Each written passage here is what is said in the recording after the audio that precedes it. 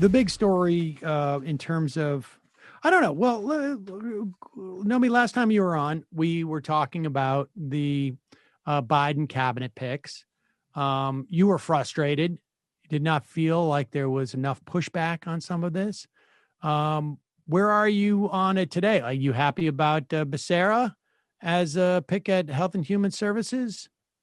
I mean, he's fine, but the way I look at it is, it's so interesting to me that we're sitting at this time of great crisis, right?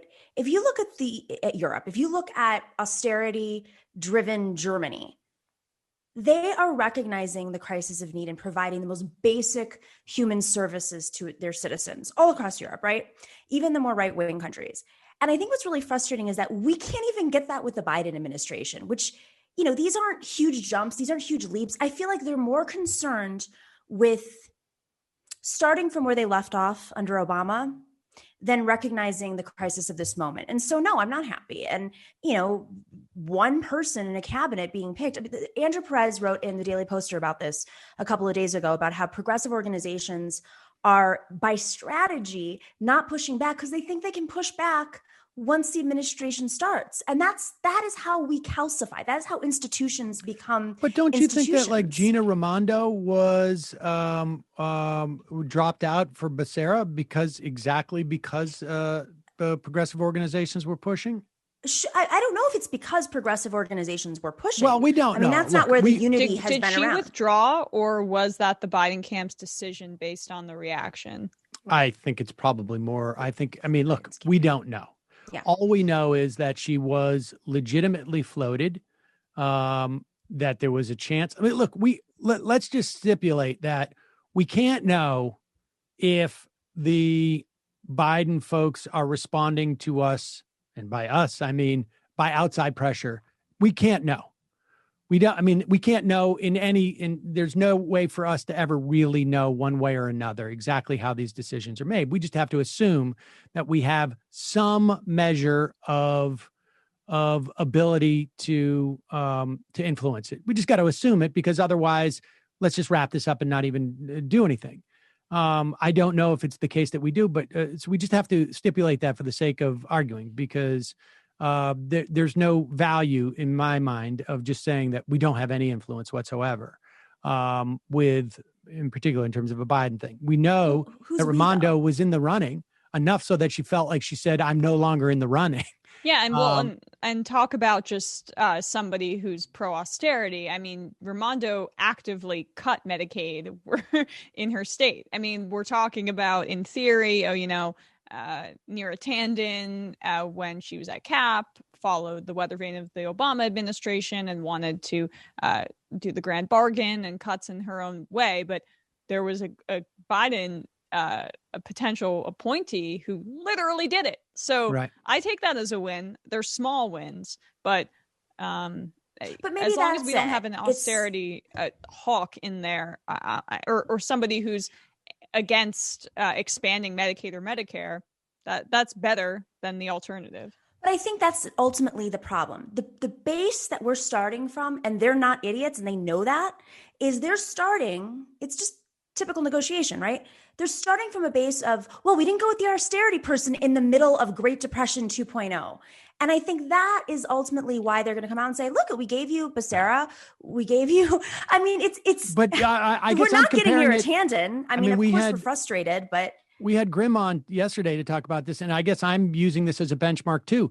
In the Great Recession, that they in fact did go with the austerity. Right. But there wasn't this movement that was taking over the Democratic Party, that was in Congress pushing back, in the Senate pushing back. And I think the concern that I have specifically with leftist publications is that because of the electoral fight that we have had over the last 5 years, there is this dependency on going to electoral progressive groups, which are made up of the same operatives that were around 10 years ago and 15 years ago and part of the Washington bubble. And so as a result, we are getting the response, the movement's push right now. And a lot of, and this is what Andrew Perez was writing about, is that the publications are going to the spokespeople of these organizations that are electoral focused. And when you're electoral focused, you're not movement focused. They're not going to Sarah Nelson and asking her what she thinks. They're not going to movement, climate act. They're going to electoral organizations that are based in Washington,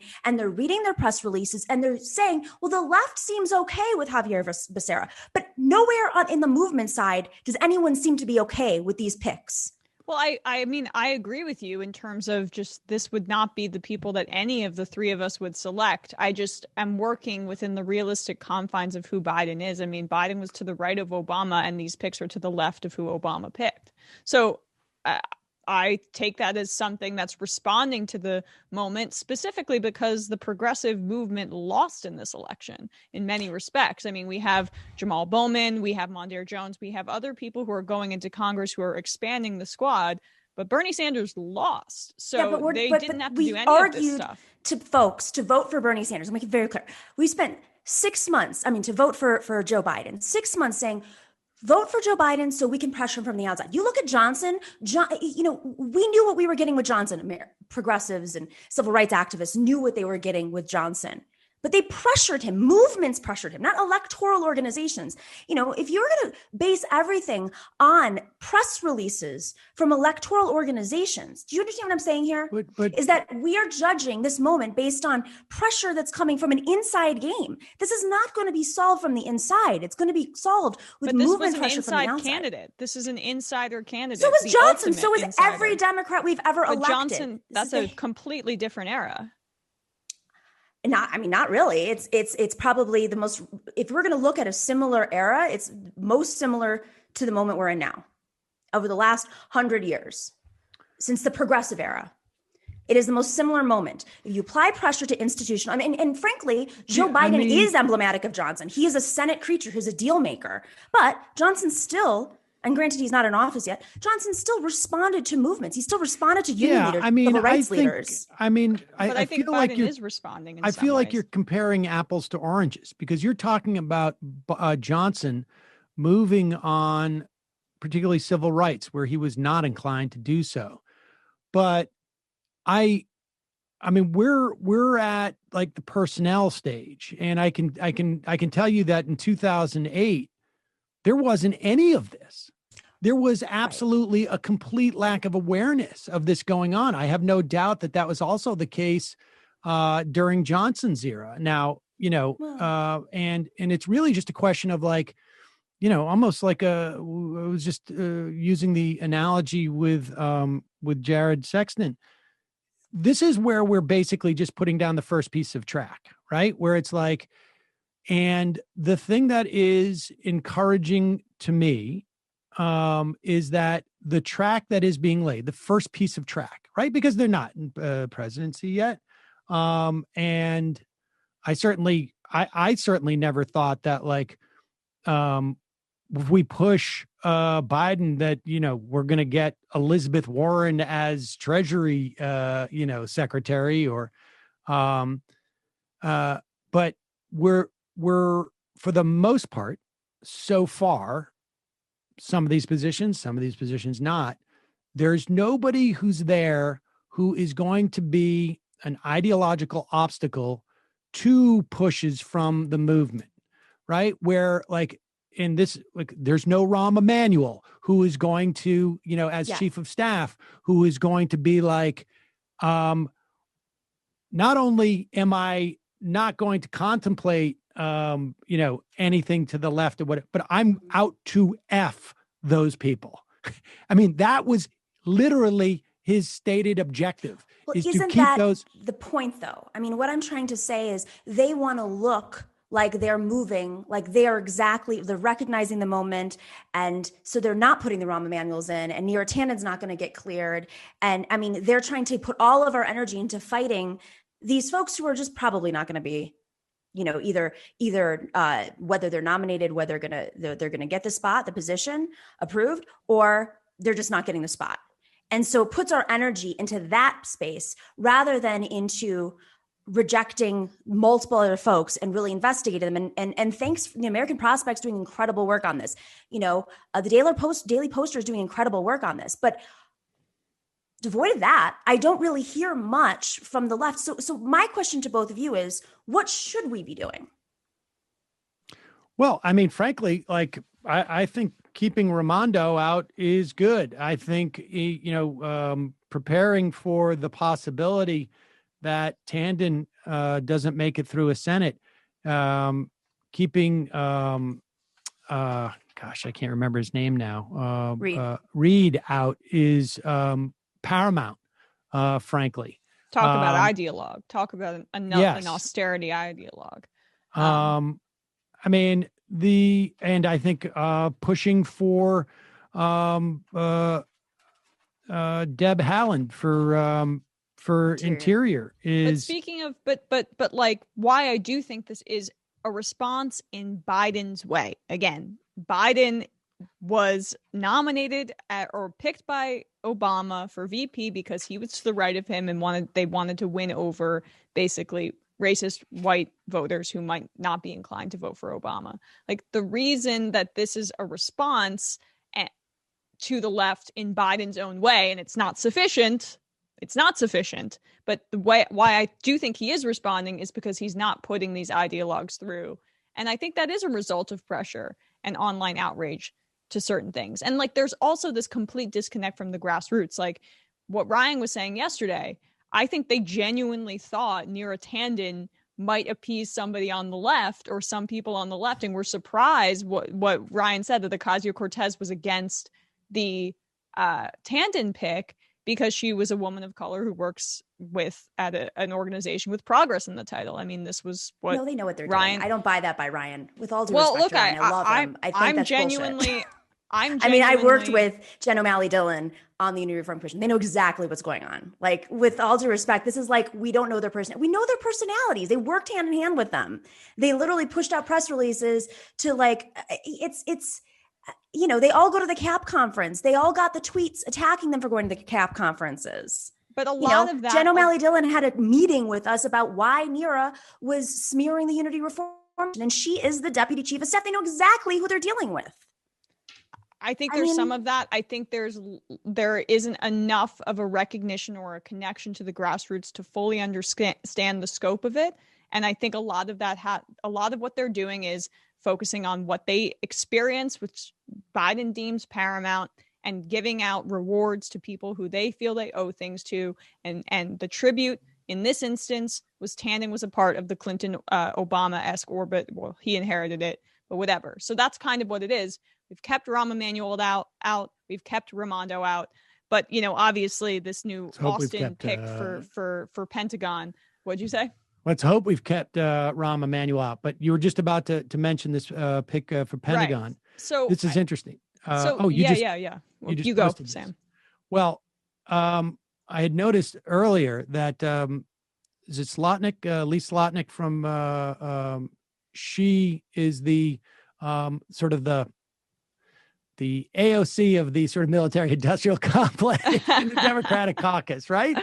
I don't know if I would, I don't know, maybe that's, but she came in that class, and she was touted as one of the people pushing Nancy Pelosi for impeachment, as opposed to the people who had been pushing Nancy Pelosi for impeachment. She said that she is disinclined, at least, to vote for a waiver for Austin. And Emma just pulled this. It is being reported that Blumenthal will also not support a waiver for Austin. Now, here's the thing. The filibuster is gone for cabinet positions. You cannot filibuster this. You need 50 votes.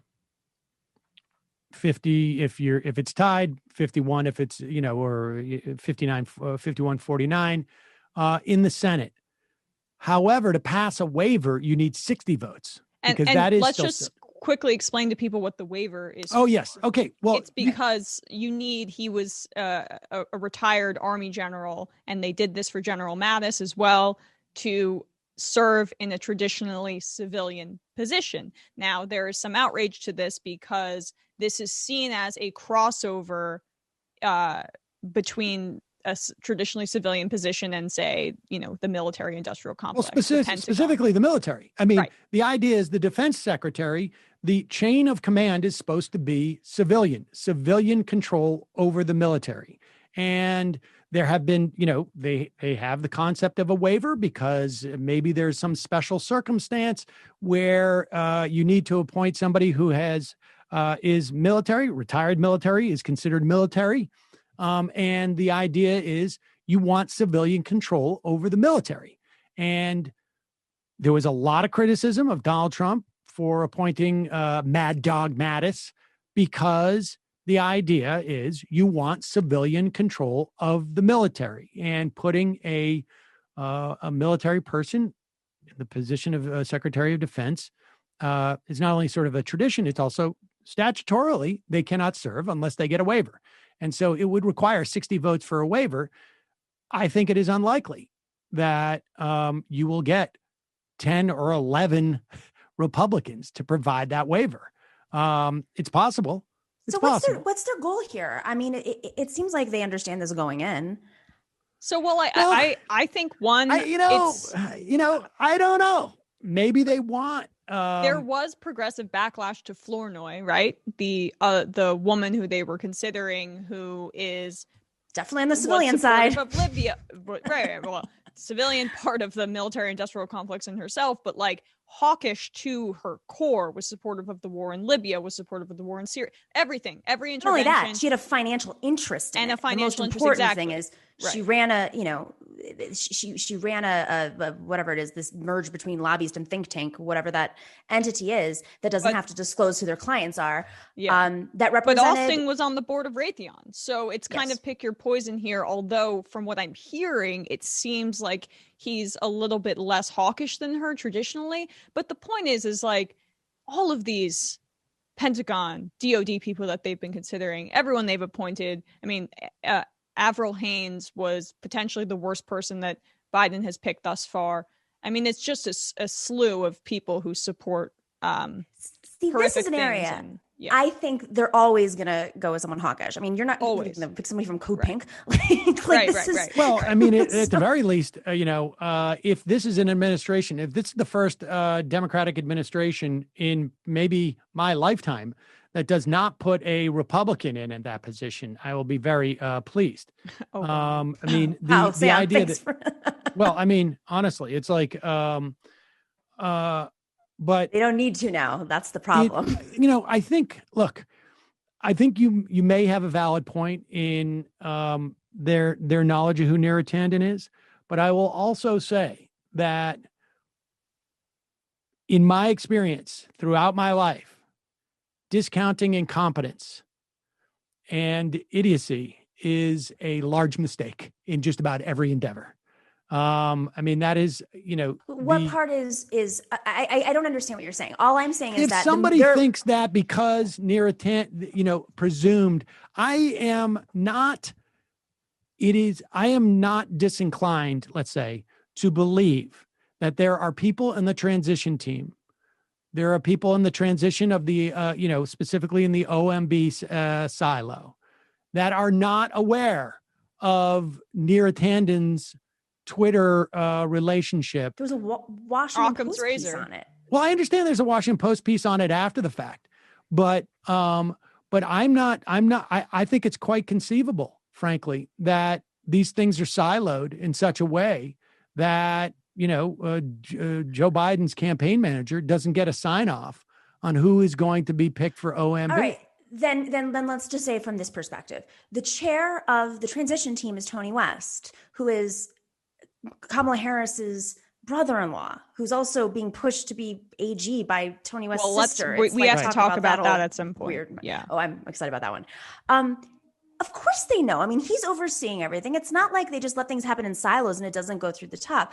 All I'm trying to say is yes, there is incompetence everywhere. But I think more about what Emma's saying is people being rewarded for their loyalty, for being good soldiers, for being good generals. That is probably the biggest issue here. But it doesn't mean that we say, all right, well, it could be worse. They're not going, they have to be pushed. They're not, I mean, even Obama said it, like, you make me do it. And of course, we know that's not leadership, but we have to push them in some direction. And if the direction is, well, at least it's not Neera Tanden or Rahm Emanuel, then I think we have a much bigger issue we're facing come this administration when, when we should really be, I don't think anybody's suggesting that like we roll it up after that. So it's just a question of where. Well, I mean, the idea that, recognizing that Neera Tanden is better than Rahm Emanuel or better than Reed, I think that's just a reality. And it's also the question is you need to assess, like, is this a department that we write off, or is this a department that there can be headway made? And I, frankly, I don't think, my sense is that Neera Tanden, left to her own devices, is probably, obviously I think that she has some hostility to the left, but I don't think that she is, I don't think that she is, I don't think that she is really rooted in any type of sort of serious ideological backing. I think it's just a question of like, I'm a soldier. And as opposed to someone like Rahm Emanuel, who I think really did have, or someone like Reed, who has an ideological marriage. Well, she's a protege of Reed. So let's be very clear. Given the opportunity, she might very well play out, that could be exactly the scenario in which he's just been given that opportunity before and she hasn't. Well, no, Reed was started the DLC, or was one of the that is a massive institution of that was built specifically to put corporate money into Democratic politics. With all due respect. Remember the days when we thought that was dead? How cute that was when we thought the DLC was dead? Well, the DLC is dead. It is dead. They're not really. It's not like the people haven't gone away and the ideas haven't gone away, but they're one of their pillars of institutional support is there.